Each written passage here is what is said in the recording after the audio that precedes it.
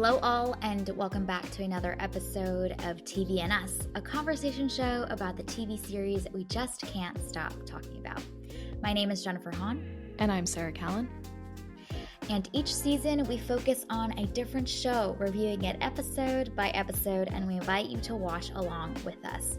Right now, we're reviewing Marvel's Echo, and today we are on episode 2, titled Lowak. If you haven't watched it yet, this is your spoiler alert. Please check it out before continuing to listen. All right, Sarah, kick us off with an IMDb summary for Echo episode 2. Maya enlists her disapproving family to help take down Fisk's army while experiencing strange visions. All right. So let's start off with our episode titles of choice for episode 2. What was yours? Mine is Passing Through Town. Yes, just passing through. Just passing through. Yeah. Causing a ruckus as we do pass through town. What else do you do while you're passing through town? You know, gotta cause some problems.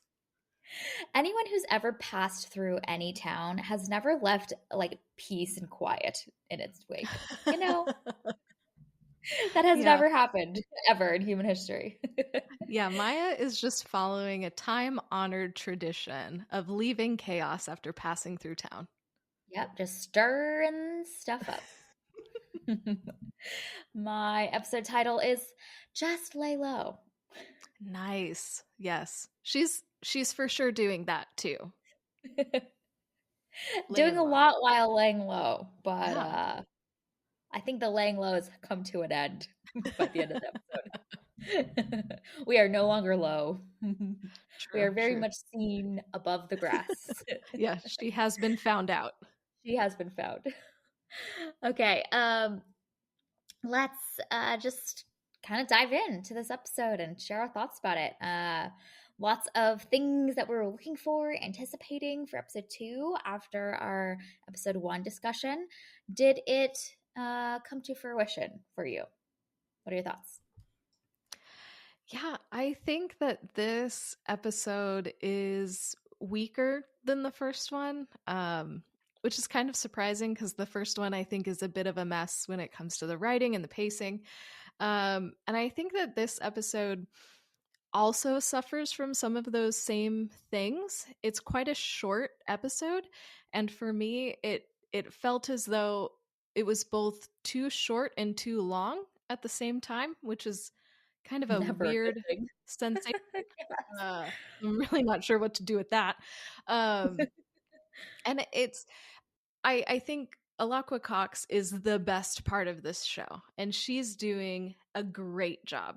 And I'm just concerned that the story isn't going to get there, and maybe won't come together as I want it to, which I think is kind of a shame because she's killing it in this. She does a great job in this episode, and she is the reason why I want to keep watching, I think, more than the story. So I think I left this one feeling a little bit disappointed, whereas after the first episode I was like, okay, it wasn't perfect, but I'm willing to keep going.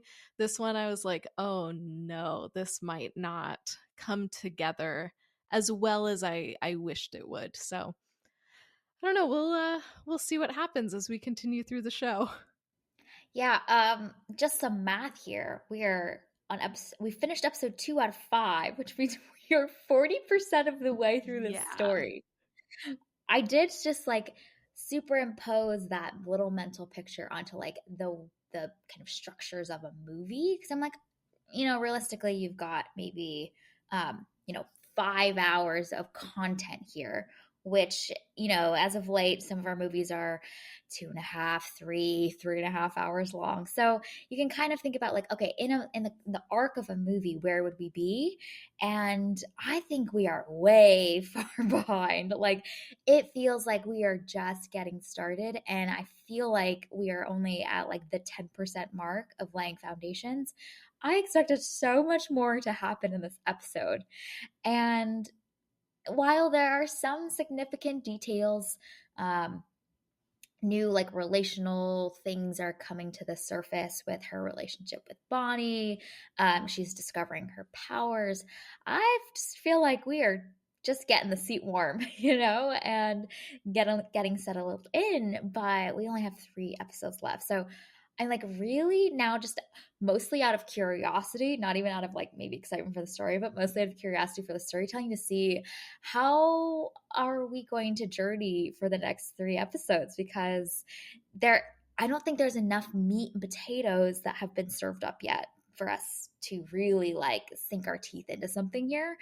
We're still like kind of brimming on the surface, and I'm kind of surprised. I'm really quite surprised. We get like no Kingpin in this whole episode either, which I have questions. Like this again, my hypothesis is, do we just see more of him in other episodes of other Marvel's miniseries, and that's why he's just not as much in this? Like, are there other contextual things that I just don't know that is making this really exciting for people, and I'm just missing, half the story details that this is in conversation with, perhaps?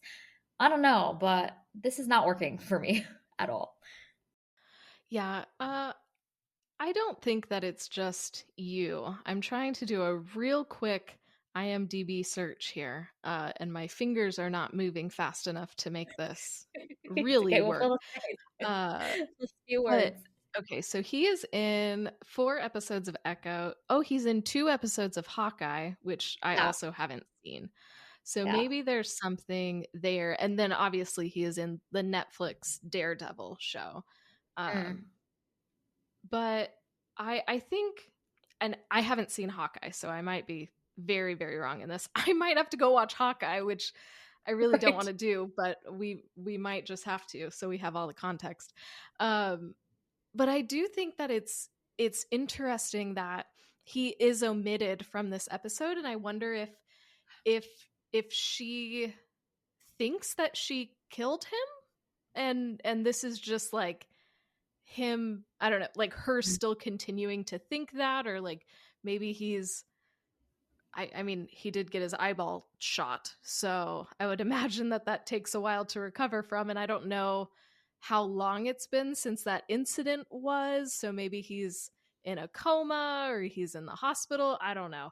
But I do wish that they would have uh I don't know, returned to him even just very quickly in this episode. I feel like that would have helped add some more context to what she's doing and why she's doing it. Even though in the previous episode, we know that she's trying to take over his empire and she's trying to take out like pieces in his arsenal.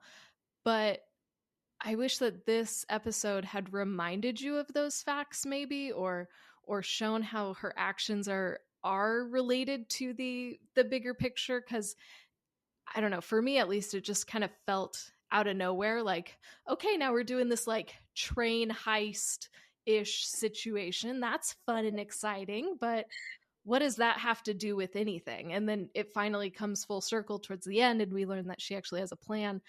But I think having that clear villain and that Yeah. person that she's facing off with front of Mhm. mind would have maybe helped make this episode a little bit more exciting.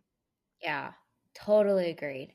Especially because the last epic shot from your episode 1 is of Kingpin like doing the Darth Vader breathing as he like awakens, and it feels Mm-hmm. like such a tease and whetting our palate for like, we're gonna get some juicy stuff related to Kingpin in the next episode. And not even that we need to see Kingpin, but even just seeing his maybe instructions or commands for his minions and how they're carrying that out. Like his presence is palpable, even if maybe he's, still recovering from his eyeball getting shot out, which I'm sure takes a long time. But like from like his hospital bed, you see him carrying out orders, or honestly, just any villain of any kind that is somewhat related to Kingpin would have been fine. Like one thought that I had was you could play this like essentially like a video game. Like you start with the underbosses and you defeat a couple of them, and the final showdown by the end is her versus Kingpin. Like it doesn't have to be her versus him for the entire 5 episodes. and I would have been happy too. But there needs to be some sense of resistance, some sense of a foe. And I feel like maybe the show, with just the limited amount of time, is trying to do too much with this like relational family drama and also this big, exciting takeover of a criminal empire that she's trying to do. And that's just a lot to cover in 5 short episodes, literally less than 5 hours, because I think each episode's only like anywhere between 40 to 50 minutes. Not enough time to do all that unless you're like a really just sharp, tight, efficient storyteller, which takes a lot of craft. And I feel like this is this is not living up to what the expectations were for it. So, um, Mhm. yeah, Yeah, I think I am also concerned, especially all of the things that you just mentioned, and now we're adding in this superpower element too. yeah, Like, she was already this really impressive assassin, but now we're adding a superpower which is tied into some like supernatural ancestral something or other that isn't hasn't really been explained well thus far and will hopefully be explained in the next 3 episodes. And so that's just a lot to try and cover in 5 episodes. And I yeah. I do think that they have bit off more than they can chew with this. And it's just a shame because this is such an interesting story. She's a very interesting protagonist. Like, there's a lot to root for here. And I hate that this had to be trimmed down so much so that the story almost feels incomplete. And I think that's a real bummer to this character and to everybody who has just put their heart into this project. Uh, Mm-hmm. it's a real shame. Yep. Yeah. You know, when we were reviewing Succession season 4, we would make it to like episode 6 out of 8 or episode 4 out of 8. And we're like, how are they going to end this? What are they going to Hmm. do? Yeah. And we're asking the same question under very different circumstances this time around. You know, like I genuinely am curious and intrigued to see what they do with this story for the next 3 episodes, mostly because they clearly have some full narrative arc at play. And I'm intrigued to see how maybe the pace picks up, or there's some way that they're going to tie so many of these things together. You know, like it will be fascinating to see what they do. So far, the foundations don't seem to be laid well, but there clearly is some direction that they're running in. So we shall see how that plays out. One of the other things that I was disappointed by with this episode is just that the whole train heist sequence doesn't look great. Mhm. It's Yeah. so rough. Yep. And you know, in episode 1, storytelling, yeah, not great, but we raved about that fight choreography and that, you know, like 9-minute long fight sequence, which was amazing and thrilling and so many different creative kinds of kills. And I think that the equivalent of that, you know, big, exciting action sequence from episode 1 is basically that train sequence in episode 2, and it does not live up to kind of the standards that have been established from episode 1. So I think that was a little bit of a disappointment as well. It's just that it didn't look great, and the CGI is rough, and wasn't really shot that well, and wasn't that thrilling either from like a filmmaking perspective. So I think that was also kind of a weakness in this episode.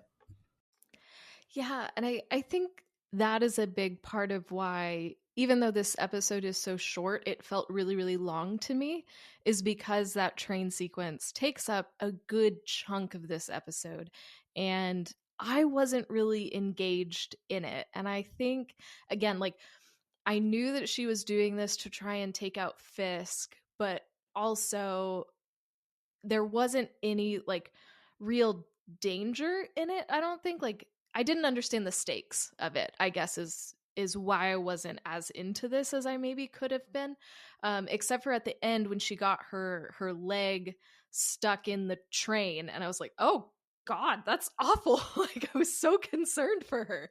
But that's at the very, very end. And so even like her like sneaking around the train and trying to avoid some of the henchmen who are riding on it, like, that's not exciting. And I was hoping that that would be a little bit more of like a cat and mouse type thing where she has to like outsmart these dudes. And we saw in the previous episode that her deafness is a superpower, and she uses the skills that she's acquired to like compensate for not being able to hear. She uses those to aid in her fighting, and so I was hoping we might see a little bit more of that show up in this, and it really doesn't. So I don't know, I feel like the train sequence is kind of a missed opportunity. I think it's a good idea, but with a few tweaks, it probably could have been really, really exciting. But it just kind of misses the mark, and that's the main centerpiece of this episode. So it's just kind of a letdown all around. Yeah, agreed. My take is that I don't even think I think it'd be more compelling had she not have the whole superpowers of her ancestors. Like I can see Mm-hmm. why it's Yeah. an interesting um uh, plot point, and she's, connecting back to her roots and understanding her culture. But I think as a character who is deaf and has been positioned to have these like incredibly heightened skills and talents and observation because of her deafness, like that is the superpower. You know what I mean? Like we don't need the superhuman strength of her hands. I actually don't know. I think there's more to it. There's something like echoing that you're a foe thing with her superpowers that I think they'll explain later. Who knows? But I just think that like she in episode 1 is already a superhero because she can do things that most of us cannot, with the ability that she has to observe her environment, her foes, and their weaknesses. Like that is the superpower. She doesn't need more. Well, and I'm really curious because obviously this is based off of a comic book and a character. I'm very curious. So sorry. I'm very curious how the comics handle all of this as well, and if there is maybe more of a rich backstory to this, and I'm curious how all of these things tie together because it's so much going on for this one character. I am intrigued. But I agree. I think purely from like a viewer perspective, if there's only 5 episodes, you gotta cut some stuff. And personally, I would cut the ancestral superpower stuff, but I don't know. We'll see how they integrate it all together. Yeah. Yeah. The pieces are all on the table, and we shall see how they're going to piece it all together. So far, it feels like we've got maybe like one corner, like a couple pieces on a side. Like this picture is not getting formed up in any coherent way yet. So we seem to have a long ways to go on this journey, but we'll see where we go next. By the end of the next episode, we will be more than halfway through. So I Wow. think we'll have lots of thoughts on our episode 3 discussion, I'm sure. Yeah. Oh, I'm sure. Yeah. That's an important marker. We'll be 60% of the way done. Yeah. Ugh, Yeah. wild. Wild. Wild. Uh, One thing that I did love that this episode did is in that train sequence, I appreciate that she isn't like absolutely impeccable at all the physicality and you know she falls, she slips, she gets her foot stuck. Like I appreciate that she isn't literally superhuman. Of course, there are some shots where she's literally jumping from a moving train onto a moving truck and Mhm. somehow stays Yeah. alive. So the plot armor is alive and well. But I appreciate that there's some other moments where she slips and she's human because I think that it makes her a lot more fun and relatable versus her being like truly like Black Widow, where just she's just beautifully elegant in every possible way and can do absolutely anything physically. I appreciate that there's these weaknesses she has because I think it one adds to the tension and the thrill of the sequence, but also I think it makes her feel a little bit more grounded as a character. Um, if we just kind of disregard her jumping off of a moving train onto a truck and Mhm. like Yeah. no bruises at all. There's a like shot of her midair, and like the truck is literally like 10 feet away, and she somehow makes the jump. Like, Yeah. regardless of that little bit, much of the other details I thought was really, really good. I appreciate when superheroes are not superhuman all the time. Yes, yeah, we like it when our heroes are human, when they can get hurt, when they are bound by some limitations, you know. Obviously, Yeah. she can still beat the crap out of anybody she encounters, but you know, she can be hurt. And I again, I feel like we saw that in the first episode, you know. She gets scrapes and bruises and cuts, and she has that giant wound on her abdomen that she has to sew together with dental floss. Like, those things are Mm, so endearing, and it's like, wow, she is like us, but yeah. she can also take out a bunch of dudes because she's just that skilled. And I don't know, that makes it more fun and Mhm. exciting. But if you can just like leap off of a train into a moving truck and crack a windshield and do all of those things and still be fine, I don't know. It's harder for me to suspend my disbelief and go there. Uh, Yeah.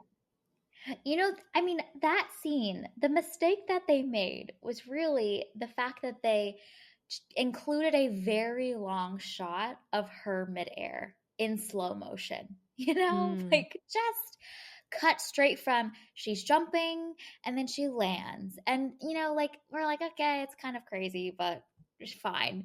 But and you include this slow motion of her like flailing midair, suspended by the forces that be, then we're like, I call BS. And that looks really also just looks bad.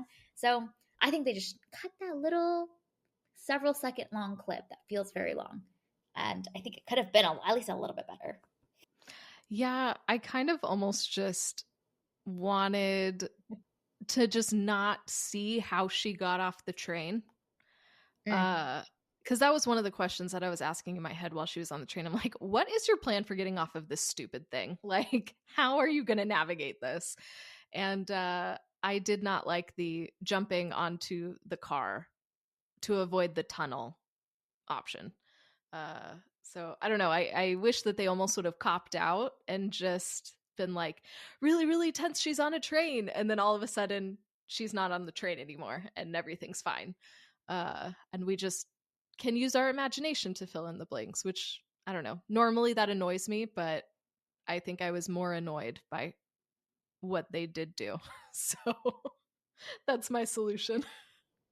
Especially because we've seen like near identical scenes in like every James Bond movie, every Mission Impossible movie, you Yeah. know, and Yeah. they're just shot better because they've got just piles of money to spend on said shots, and it's part of this very long, already thrilling and well done shot sequence.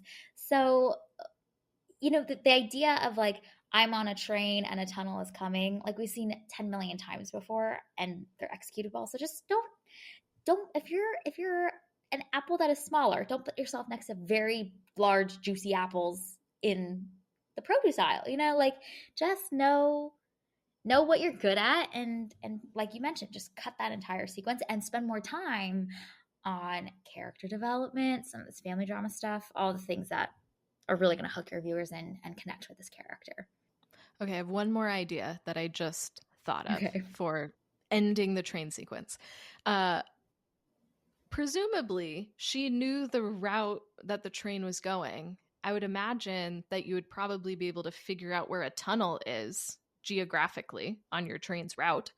So, if you already have all of these supplies to MacGyver your way into the train, why couldn't you have like a grappling hook or something? And then you just stand on the top of the train, use your grappling hook, dude, to hook onto the top of the tunnel, and then voila, And then, you are mm, off the train. And then biscuits can come and get you, and you don't have to break a windshield and almost die by truck. That's my new yes, submission. I like that because clearly she could do it to get on said train. Yes, And so we probably have a way to do the reverse of that. Well, you would because think. Biscuits is the MVP. Biscuits is the Yeah, superhero in this episode. honestly. Okay. Yeah, he's doing work So, here. he really is. The bravery, the audacity, the commitment. Mm-hmm. Yeah. Biscuits got it. Ignoring his grandma's phone calls and breaking her truck. Like, that's bravery right there. She's gonna get Yes. him. So, I too am terrified wow. when Chula's gaze, when she's looking very stern, is Yes. pointed my direction. Yeah. I'm like, oh, what did I do? Oh, that's right. I'm just here on my couch. I'm okay. We're all okay. Yeah. Yeah. I would not want to disappoint her either. Nope. So, No, Biscuits ma'am. is taking big risks in this episode. Yes. Okay. Any other thoughts about episode 2? Things that stood out to you? One thing that I did appreciate is the opening of this episode that Hmm. I think it's really cool that this show isn't just you know, doing representation for, having a native person as your protagonist and showing people on the res and all of that, but it's actually helping to contextualize history some. I feel like right now there's just like this weird war going on about history.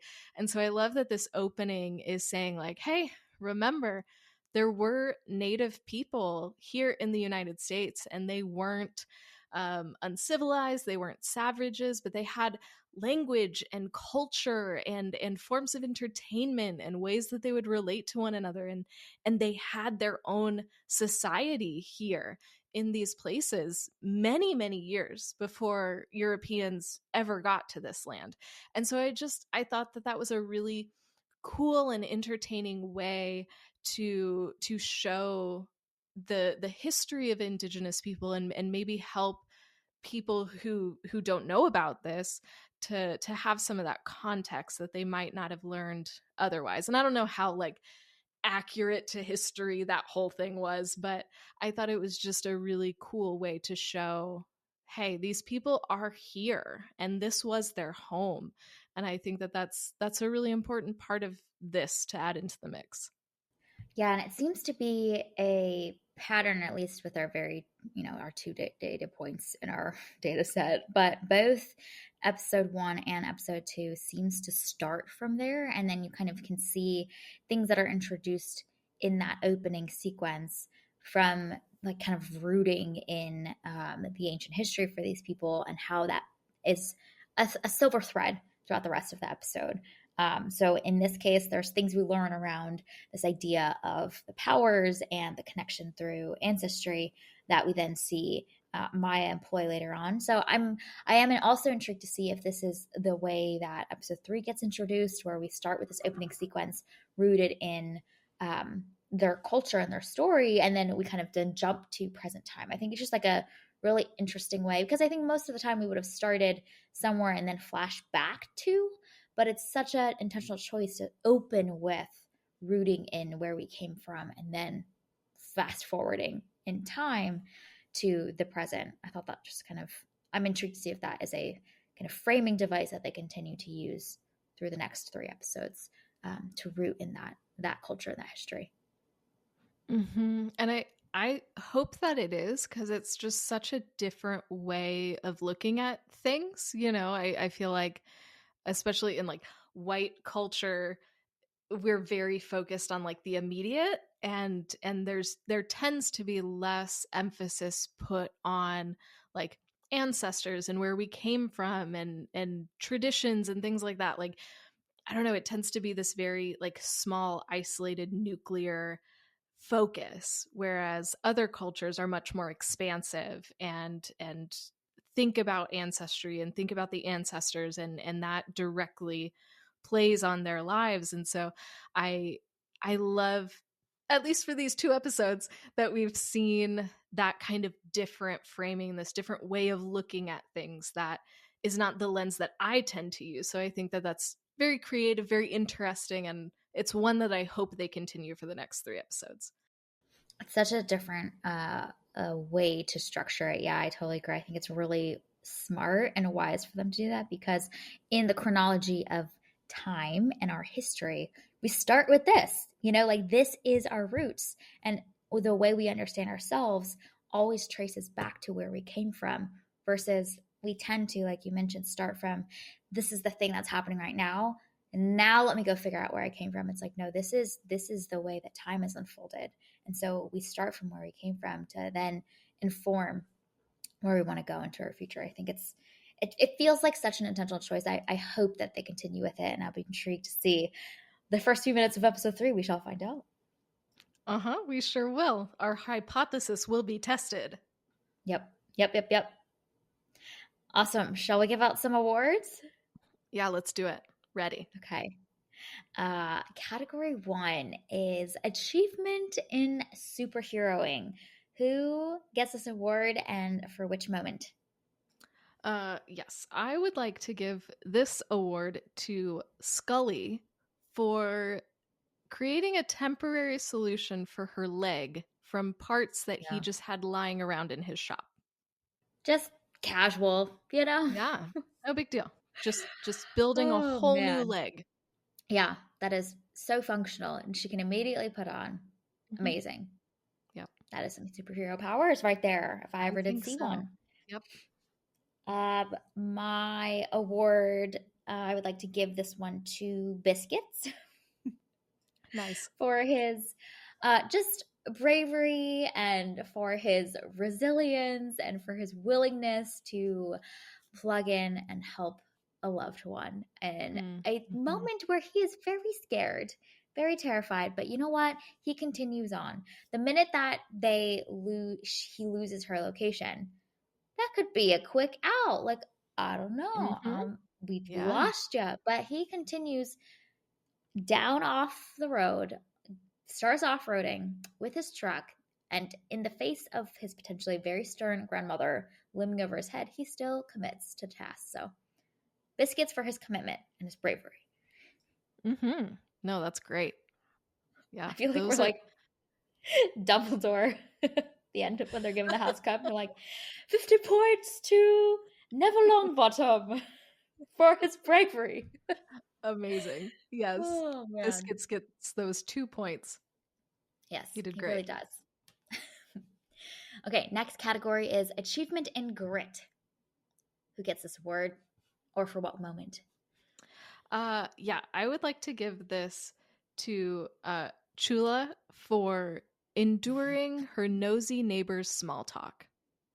That takes some real grit to Amazing. have to endure that. And she's going through that Oh. every single day. And yet, she continues to do it.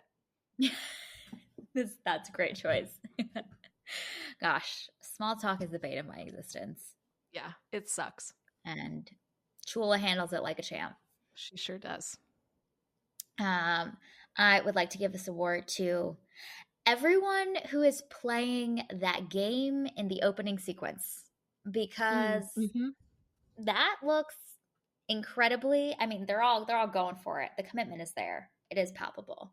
But they are not, there's so much skin exposed and the tenacity that you need to just go in there and get the ball. Just so much grit happening there. So all of the players in the game in the opening sequence. That's a great One for choice. you. One for you. An award Yeah. for you. Yeah, give it to everybody. Yes. Absolutely. Okay. Next category is achievement in words. I would like to give this award to Maya for this simple line. They hit me, I hit back. Simple, clear, Amazing. concise. What more do you need? Amazing. I love it. Yep. That is her ethos. She's going for it. Mm-hmm. She's going for Yep. it. I would like to give this award to Henry for the most unsubtle way to showcase your guilty conscience. He says to his two workers, "Our house is in order. We had nothing to do with this." Fastest Yeah. way to be like, we had everything to do with this. Oh, it's Oh. so good. All right, looking ahead, what do you want to see in the next episodes? Yeah, I want to see more fights. I don't feel like there were any fights in this episode, so I would like to see Maya just taking out some dudes. I also would like to know more about these superpowers and about Chafa and why she keeps showing up. And then I would also like to see more of Maya's strategy, because she ends by Mm. saying that she has a strategy, and I believe her, and I love a good strategy. So I am ready to see this thing work out. You're like, what is the plan? And then let's Yes. see the plan carried Yeah. out. Yes. Yeah. Sounds great. Yeah. Yeah. I've got an all caps here. I would just like to see some Kingpin or some Kingpin presence Yeah. anywhere at some point. Please. I don't even need to see Kingpin, but I would like to see the workings of Kingpin being carried out, his well laid plans coming to fruition. There's some, I think, Bonnie insights that we will get in the next episode. They tease it at the very end of this one, but again, they teased Kingpin at the end of episode 1, so we shall see if it'll come to fruition in the next one. But I want to know what went down. I'm a nosy neighbor as well. I'm like, what happened between you two? I must know it. There's so much hype around it, and all of the characters, all of Maya's cousins, Chula, they're all talking about it. So I feel like they're building to something juicy. So I'm intrigued to see what happens with Bonnie. And then I too would just like to see some fighting. That's what we're here for. Okay? If the storytelling isn't great, we just want to see some great choreography. And we know you can do it. We saw you in episode 1. Show you know how to do it well. So we would love to see some more of that. Mm-hmm. Yep. Okay, so we want a villain, we want some tea, and we want some punching. Right? The Great. making for just so a great simple. combination of things. Yeah. What more could you Yeah. want? You know, we already have such a good protagonist. Now we just need some We things do. to complement the protagonist. We do. We do. And I think that's what's interesting about this. Yeah, at least my thoughts on the show is you've got such a compelling protagonist with such a great premise. Like, you just gotta bring it to fruition, like you have the puzzle pieces there. Do it justice, people. Do it justice. Mm-hmm. Yep. We hope. We're looking forward to seeing, I don't know, man, like what this show prioritizes in episode 3. Yep. Yep. I think episode 3 will be very telling. Theoretically, it is like a key turning point in the show, in the arc. It's right smack dab in the center. It's really setting up for the way that this is going to bring it home. So episode 3 will be very insightful. Mm-hmm. And we'll be here to talk about it too. We will be. We'll be here. Yes. All right. Well, this was our review and discussion of episode 2. You can find it available on Hulu or Disney Plus. Thank you for listening to this week's episode of TV and Us. Our name sums it up. We're big fans of TV and the powerful ways we can connect with each other and the world around us. This podcast is about all of us and our shared stories. So everyone is welcome here, and we're so glad you spent time with us today as we continued our journey through Echo. You can subscribe to this podcast on Spotify, Apple Podcasts, Google Podcasts, or wherever you tune into your favorite shows. Drop us a rating and review, letting us know your thoughts about episode 2 of Echo. You can connect with us on Instagram and Twitter at tvnspod, or email us at tvnspod@gmail.com. We will be back next week to discuss episode 3. We hope you have an amazing week, and we'll talk again very soon.